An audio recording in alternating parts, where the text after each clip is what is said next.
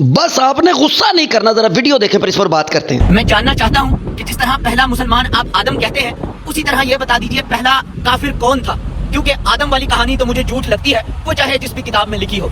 लगने को तो छोड़ ही दो जॉन शाकी, लगने को तो तुम मुझे 100 बाप की औलाद लगते हो, तो क्या तुम मेरी बात मान लोगे? नहीं ना। तो आओ तुम्हारे सवाल की तरफ। तुम्हारा पहला सवाल था कि सबसे पहला मुसलमान हजरत आदम अलैहिस्सलाम है। पहले इंसान भी हैं, पहले मुसलमान भी हैं, अल्लाह का नबी भी हैं, सुभान अल्लाह। और आओ जरा पहला काफिर वही तुम्हारा पापा शैतान। ओ सॉरी, मैंने शैतान नाराज ना हो जाए कि यार केड़ी खाचे मेरे ते पाई जाना, तो उन्हें यानी शैतान पहला काफिर शैतान है, क्योंकि इसने हज़रत आदम अलैहिस्सलाम को सजदा नहीं किया था।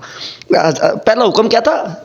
क़ाल तिस्जुदू ले आदम फसजदू इल्ला इब्लीस अबा वस्तकबरा व कान मिनल काफिरीन। कुरान में ये पहला काफिर है, क्योंकि इसने अल्लाह का हुक्म नहीं माना, तो ये काफिर। ठीक है जी। और आप लोगों का बहुत बहुत शुक्रिया कि आप लोग अल्लाह के दीन के लिए मेरी इतनी मदद कर रहे हो। अल्लाह तुम्हें खुश रखे, अल्लाह तुम्हें सलामत रखे।